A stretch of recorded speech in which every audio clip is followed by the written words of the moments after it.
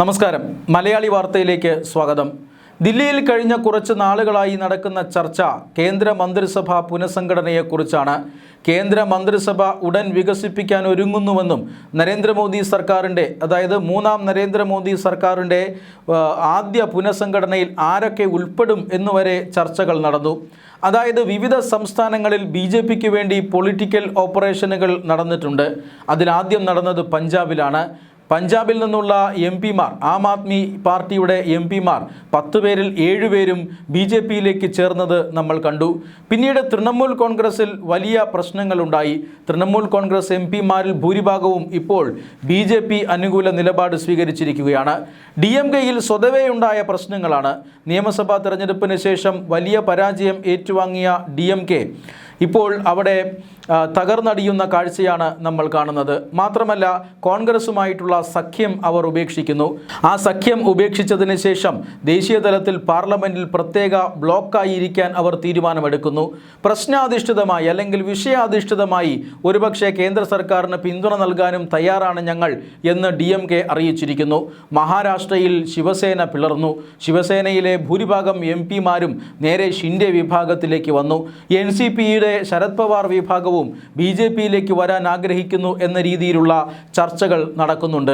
ഇങ്ങനെയുള്ള പൊളിറ്റിക്കൽ ഓപ്പറേഷനുകൾക്ക് രൂപം നൽകിയ പ്രധാനപ്പെട്ട നേതാക്കന്മാരെ കേന്ദ്ര മന്ത്രിസഭയിൽ ഉൾപ്പെടുത്തുക, വിദ്യാഭ്യാസ വകുപ്പിനെതിരെ ഉയർന്ന നിരന്തരമായ ആരോപണങ്ങൾ പരിഗണിച്ചുകൊണ്ട് വിദ്യാഭ്യാസ വകുപ്പിലേക്ക് കൂടുതൽ പരിചയസമ്പന്നതയുള്ള ഒരു മന്ത്രിയെ നിയോഗിക്കുക, മാത്രമല്ല മറ്റ് ചില സഹമന്ത്രിമാരെ മാറ്റുക, വിവിധ സംസ്ഥാനങ്ങൾക്ക് പ്രാതിനിധ്യം നൽകുക, ഇങ്ങനെയുള്ള ചില ഉദ്ദേശ ലക്ഷ്യങ്ങളോടുകൂടി ഉടൻ കേന്ദ്ര മന്ത്രിസഭ വികസനം ഉണ്ടാകും എന്ന വാർത്തകൾ വരാൻ തുടങ്ങിയിട്ട് നാളുകളേറെയായി.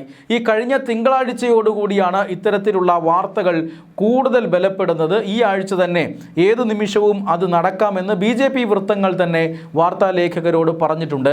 പക്ഷേ ഇപ്പോൾ വരുന്ന വാർത്ത അനുസരിച്ച് കേന്ദ്ര മന്ത്രിസഭ പുനഃസംഘടന അല്പസമയത്തേക്ക് മാറ്റിവെച്ചിരിക്കുന്നു എന്നതാണ്. അതായത് ഉടൻ കേന്ദ്ര മന്ത്രിസഭ പുനഃസംഘടിപ്പിക്കില്ല. അതിൻ്റെ ഏറ്റവും പ്രധാനപ്പെട്ട കാരണം വരാനിരിക്കുന്ന പാർലമെൻറ്റ് സമ്മേളനമാണ്. പാർലമെൻറ്റിൻ്റെ മൺസൂൺ സമ്മേളനം ആരംഭിക്കാതിരിക്കുന്നു. ആ സമ്മേളനത്തിൽ നിർണായകമായ പല നിയമനിർമ്മാണങ്ങളും വരാൻ പോകുന്നു. 2/3 ഭൂരിപക്ഷം അടക്കം ആവശ്യമുള്ള ബില്ലുകൾ വരാൻ പോകുന്നു പാർലമെൻറ്റിൻ്റെ പരിഗണനയ്ക്ക് എന്നാണ് സൂചന. ഇതിൻ്റെ ഭാഗമായിട്ടാണ് വിവിധ സംസ്ഥാനങ്ങളിൽ പൊളിറ്റിക്കൽ ഓപ്പറേഷനുകൾ നടത്തിയിട്ടുള്ളത്.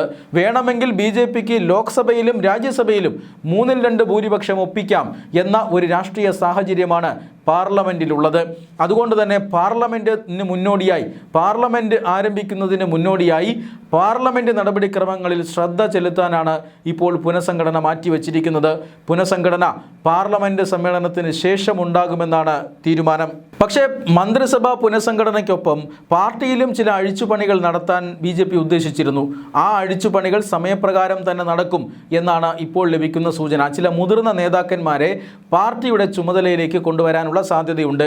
ആ സാധ്യതയാണ് ഇപ്പോൾ പാർട്ടി പരിശോധിക്കുന്നത്. പാർട്ടിയുടെ പുനഃസംഘടന സമയത്തു തന്നെ നടക്കും.